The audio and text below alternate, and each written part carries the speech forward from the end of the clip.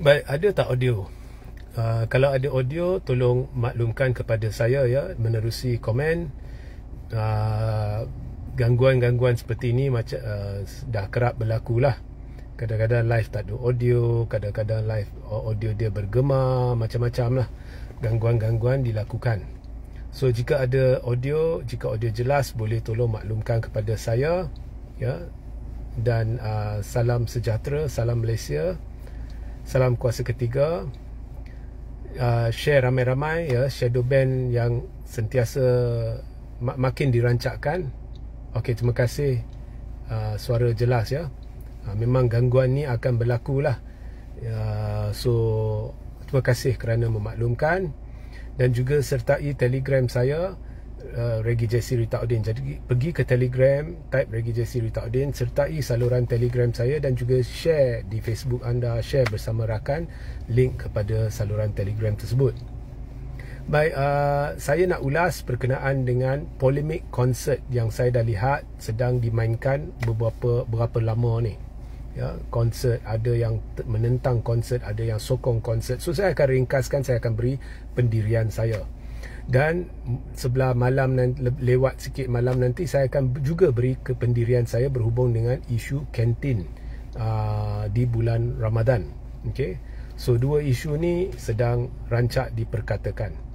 Nah, pertama sekali, isu-isu yang berbangkit jangan anggap ianya dipolitikkan oleh kerajaan atau dipolitikkan oleh pembangkang. Jangan buat anggapan begitu, kerana kadang-kadang sesuatu isu tu sengaja dipolitikkan oleh kedua-dua belah kerana untuk mendapat mileage politik ya. Ini secara am ya, ini bukan merujuk kepada isu konsert maupun isu kantin.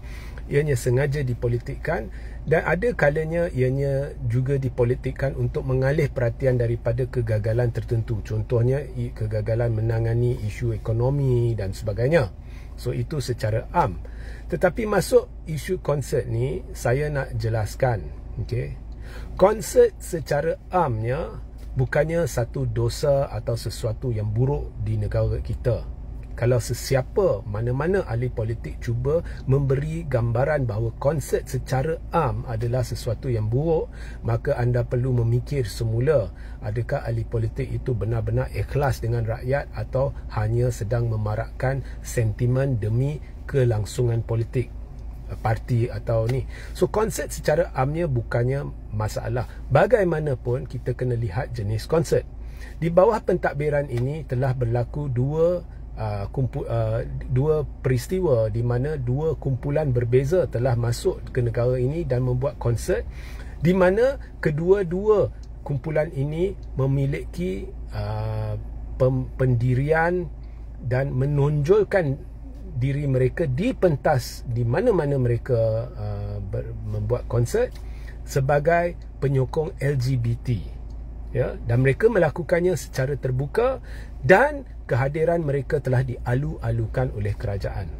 Dan ini telah membawa kepada satu peristiwa yang memalukan tahun lepas, di mana kumpulan The 1975 di atas pentas telah menghina undang-undang di negara kita dan juga telah melakukan aksi dua lelaki bercium di atas pentas. Okay?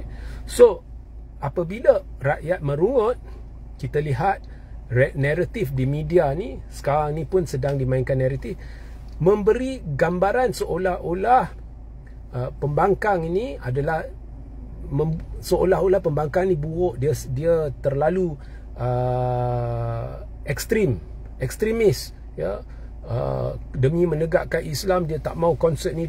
So gambaran diberi seperti itu, walaupun ianya tidak dinyatakan dalam media, tetapi media tidak telus dengan melaporkan bahawa sebenarnya rekod di bawah pentadbiran ini dalam satu tahun, dua konsert melibatkan kumpulan pro-LGBT yang memang terkenal di dunia, seluruh dunia. Bila dia naik pantas, dia mempromosikan LGBT, sama ada menerusi bendera dia, contohnya Coldplay dengan warna-warna LGBT, maupun melakukan aksi luar tabi'i seperti yang telah berlaku di Malaysia di bawah pentadbiran ini.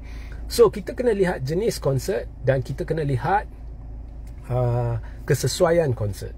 Okay? Tetapi pada masa yang sama, kalau nak kata mana-mana konsert adalah buruk bagi negara kita sehingga kita menentang terus konsert, itu pun satu bentuk penipuan kepada rakyat. Sebab konsert ini atau berhibur ini, jika ianya dilakukan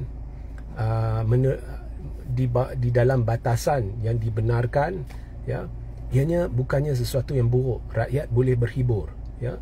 Cuma boleh kena lihat juga kesesuaian lah. Contohnya kita sedang berdepan dengan bulan Ramadan.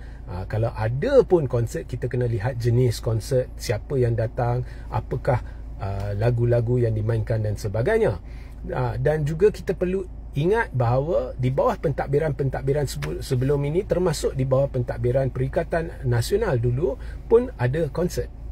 So jangan politikkan sesuatu untuk mileage, ya. Pembangkang pun kena ikhlas, kerajaan pun kena ikhlas, ya. Contohnya di belah pembangkang, jangan sesiapalah, saya bukan menuding jari, tapi jangan beri gambaran konsert adalah satu dosa. Kita kena lihat jenis konsert. Malah konsert boleh menjadi satu sumber penjanaan ekonomi, because hiburan bukannya satu dosa, ya. Bukan saya mengambil masa yang lama untuk komen ni, walaupun saya tahu benda ni, tetapi saya tetap melakukan rujukan, ya. So ia bukan satu dosa, tapi kena lihat konteks, kena lihat masa, kena lihat tempat dan sebagainya. Kena lihat juga siapa yang datang membuat konsert. Saya masa zaman BN dulu, masa saya tingkatan 6, saya pernah menghadiri konsert Search di Taiping, dan kita memang puas hati pergi mendengar Amy Search, ya, dengan yang itu bukan Search UK ke Search, saya lupa, Search saya ingat, ya. So I was very happy. So tak ada masalah, ya. Jangan beri gambaran bahawa konsert ni, mengadakan konsert ni adalah satu perkara yang terpesong. Walau bagaimanapun, kerajaan juga harus sedar bahawa di bawah pentadbiran ini telah dilakukan perkara-perkara yang tidak masuk akal, luar tabi'i, iaitu mengalu-alukan kumpulan pro-LGBT, ya. Sampai Perdana Menteri sendiri mengalu-alukan satu kumpulan menerusi satu mesej video. So mengalu-alukan konsert tu tak jadi masalah. Kalau Perdana Menteri contohnya contohnya kalau kita Eric Clapton nak datang buat konsert dan Perdana Menteri mengalu-alukan Eric Clapton ke Malaysia, saya tak lihat ada apa-apa masalah di situ. Malah saya tak lihat aneh kalau Perdana Menteri mengalu-alukan Eric Clapton.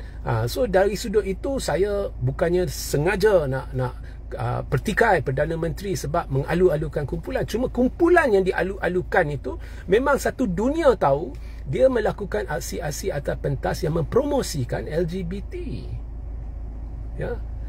So dua-dua kena ikhlas, ya. Dan media-media pro kerajaan pun kena ikhlas. Jangan sekarang beri gambaran seolah-olah hanya pembangkang saja yang seolah-olah menentang konsert lah, dia ekstremis dan sebagainya. Jangan lupa, ya, di bawah pentadbiran ini pernah berlaku satu insiden yang tidak pernah berlaku di bawah pentadbiran-pentadbiran lain. Dua lelaki melakukan aksi bercium atas pentas, kemudian dia menghina kerajaan Malaysia, ya.